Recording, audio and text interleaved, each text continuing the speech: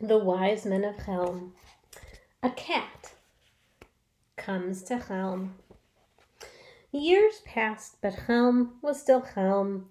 Nothing had changed. In the center of town, the great synagogue still stood, and near the synagogue was the shining fire engine guarded by Beryl the beetle.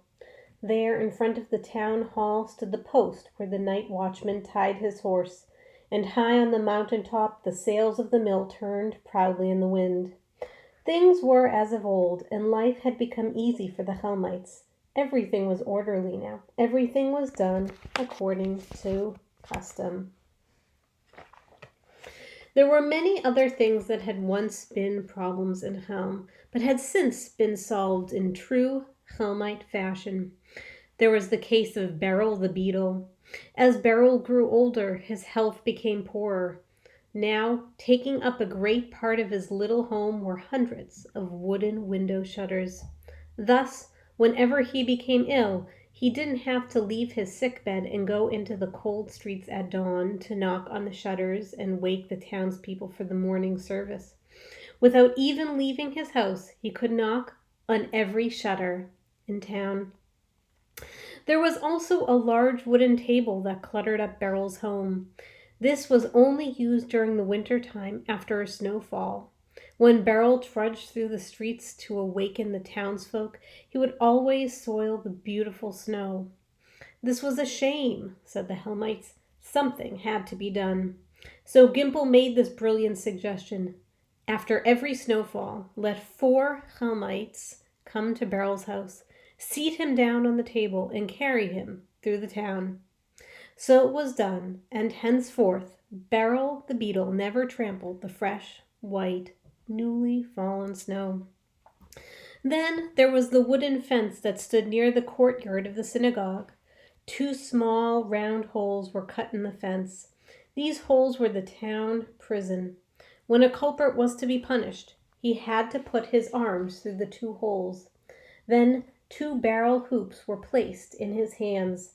Thus, no guard was needed, for no man, no matter how strong, could pull the large iron hoops through the small holes. The offender just had to stand there till the hoops were taken from his hands. Not far from the prison there were 2 high poles from which hung a pair of brightly lit lanterns. Across the poles was nailed a large sign reading, "All searching done here." You see, whenever the Helmites lost anything at night, it was very difficult to find it in the dark. So here, for the convenience of the townspeople, were these 2 brightly lit lanterns, where they could immediately come to look for the lost article in comfort. This made searching a pleasure. Such were the customs and institutions of the Wise Men of Helm, where life had been made orderly and everything was thought out in advance. But one day, when a horde of mice suddenly came upon the town, they became a problem for which the Helmites could find no solution in their books of customs and institutions. Nobody knew where the mice came from, but they surely made the lives of the Helmites miserable, for these mice were not like ordinary mice who skulk in the dark, hide in little holes, and timidly nibble at scraps of food when no one is about. The Helm mice were indeed unusual. Fearlessly they walked about in broad daylight and were even seen promenading through the town square in pairs. They also made themselves at home in all the houses of Helm, and even invaded the mansion of leading citizen Gimple. They came to the table at mealtime and had a way of gobbling up all the food the moment it was set out. A pretty kettle of mice. For many moons there had been no need to call a town meeting, but now there was nothing else to be done. All Helm flocked to the meeting, fathers and mothers, sons and daughters, and even a grandchild or 2. They thought and thought till they could not think any longer. Then they thought a little more. While all this was going on, Beryl the beetle, finding the air in the town hall stuffy from so much brilliant thinking, wandered out. He wandered up to the mill on the mountain top. Sitting in the doorway of the mill, there was the miller, and at his feet was a strange, furry animal, sunning itself. Suddenly, the cat rose and stretched, and Beryl noticed its long, fine whiskers, its sharp nails, and burning green eyes. "What is it?" he asked the miller. "A cat," was the reply. "I have it to keep the mice away from the mill." Beryl gasped with joy. "Give me that wonderful cat." Soon afterwards, Beryl returned to the town hall carrying the cat in his arms. "This may sound foolish," he said, "but I've heard that every time the cat looks at a mouse, the mouse drops dead.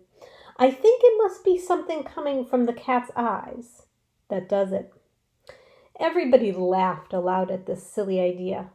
But just then a couple of mice entered the hall, probably to attend the meeting. They caught sight of the cat, turned on their heels, and ran like mad. The cat, on the other hand, upon spying the mice, leaped out of Beryl's hands and dashed after them. The Helmites were impressed. This cat must be truly a brave and noble creature that the wicked mice tremble and fly before. After a few weeks, there wasn't a mouse to be found in Helm for love or money. The gratitude of the people was so great that nothing was too good for the cat. They built a special house for it, furnished it with the finest goose down feathers, and supplied the cat with the most flavorsome food and delicacies. Soon, however, a new problem arose for the people of Helm, for they discovered that it had an enormous appetite. No matter how much food they brought, the cat was still hungry. In their anxiety to appease the cat, the Helmites emptied their pantries of food, but so far, not so good. The cat it ate mountains of food. To keep it content, they were even forced to raid the grocery stores in the middle of the night. Finally, things became so serious that a town meeting was called, where it was proclaimed that the cat was just as bad as the mice and would have to be exiled from Helm. So they issued an edict exiling the cat from Helm and read it to her. To no avail. The cat calmly ignored the order and went on her way, eating the Helmites out of house and home. The Helmites suffered. Still, it was better to suffer from one cat than from hordes of mice. Until one day, things became desperate. The cat had sauntered into the kitchen of Yentl, wife of Model the mayor, just as she was sitting down to a bite of food. The cat marched itself up to the cream pitcher, uncovered it, and gobbled up the cream, licked the pitcher clean. Then looked around for something more. It seemed that when a cat is hungry, it's hungry. Just then, it spied a slice of cheese in Yentl's hand and pounced on the woman, but Yentl jumped away. Now, the cat wheeled round and sunk its sharp teeth into her hand. Yentl tried to seize the cat by the scruff of the neck, but the cat fell upon the good woman, scratching her face and throwing her to the floor. Yentl screamed. The cat became excited and sprang into the cupboard, breaking all the special Passover dishes with a crash. The screams and the noise brought Model running. He tried to catch the cat, but it sprang through the open window and disappeared.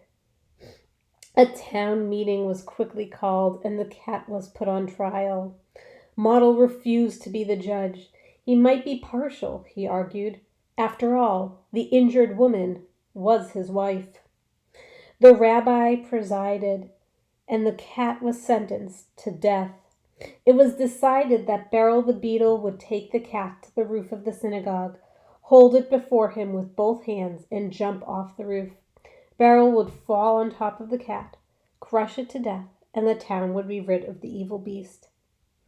The next day, with the cat in his arms, Beryl climbed onto the roof of the synagogue to carry out the sentence. But even the best laid plans of mice and men often go astray, and though Beryl the beetle jumped off the roof, seriously spraining his ankle, the cat sprang away as Beryl jumped. The Helmites chased the cat, but it crawled onto the next rooftop. A nimble lad crawled out after it, whereupon the cat jumped across to the next roof. A town meeting was called on the spot, and it was decided to set fire to the house on which the cat was lurking. True, the house would be burned to the ground, but at least the cat would also perish. And so the Helmites set fire to the house. The walls took fire nicely, and then the roof. But as soon as the flames began licking at the cat's tail, what did it do but jump to the next roof? Not wishing to waste a house with nothing accomplished, the order was quickly given to set fire to the next house too. And it was so done. But lo, the cat jumped to another roof. Nothing daunted, the torch was applied to the third house. But the cat was strong and did not tire easily. It jumped to still another roof, but the Helmites had made their decision, and nothing would stop them from carrying it out. The cat must be destroyed. Before the sun had set that night, all Helm was burned to the ground. Not a stick or stone had been left uncharred.